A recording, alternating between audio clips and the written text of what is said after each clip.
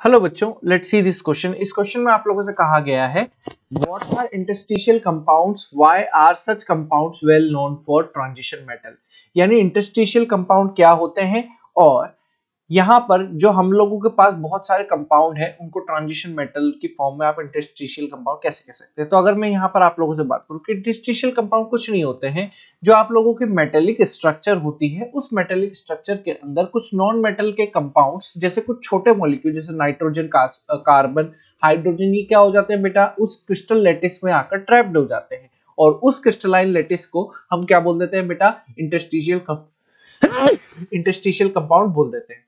अब इस interstitial compound का बेनिफिट क्या होता है बेटा, बेनिफिट ये होता है कि इसकी कंडक्टिविटी क्या होती है, मेंटेन रहती है, जैसी आप लोगों के पास मेटल की कंडक्टिविटी होती है। एज वेल एज यहाँ पर जो आप लोगों के पास हार्डनेस होती है वो इंक्रीज हो जाती है और जो रिएक्टिवनेस होती है वो क्या हो जाती है बेटा, आप लोगों की कम हो जाती है। ठीक है, तो अगर मैं इस चीज को यहाँ पर आप लोगों के पास मेंशन करना चाहूँ तो किस तरीके से मेंशन कर सकता हूँ, जरा यहाँ पर ध्यान से देखिएगा। Interstitial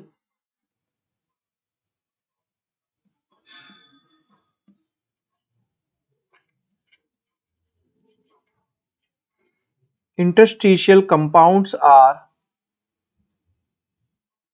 those which are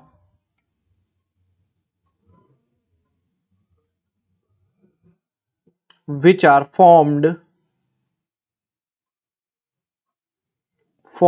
when small atoms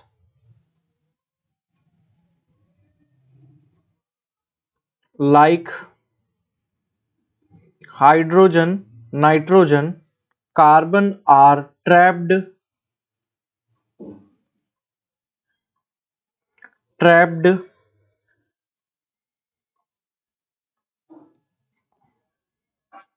inside the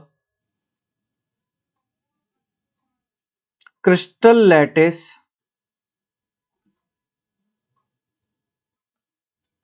of metal। वही जो चीज मैंने बोली बेटा, वही चीज यहां लिख रहा हूं, of metal. They are usually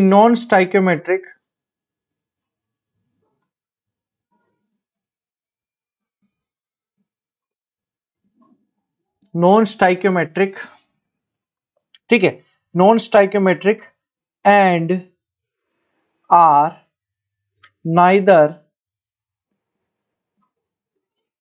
typically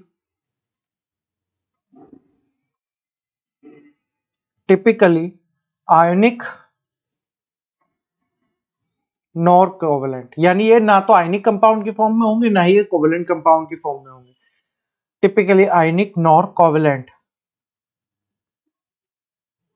ठीक है, अगर अब मैं यहां पर बात करूं आप लोगों के पास कि भैया हम इंटरस्टिशियल कंपाउंड को यहां पर हम लोग ट्रांजिशन मेटल के रिस्पेक्ट में क्यों बोल रहे हैं, क्योंकि यहां पर आप लोगों के पास क्लोज्ड क्रिस्टलाइन लैटिस बनती है ट्रांजिशन मेटल के रिस्पेक्ट में। कैसी बनती है बेटा, क्लोज्ड क्रिस्टलाइन लैटिस बनती है। तो अगर मैं यहां लिखना चाहूं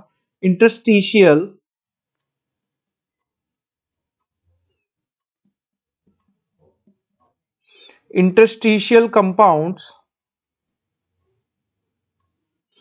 are well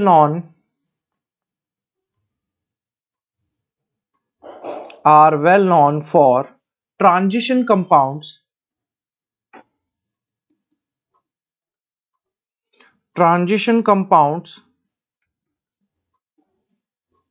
due to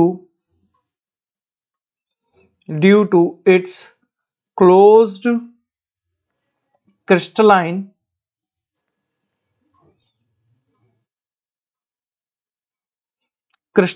structure with voids in them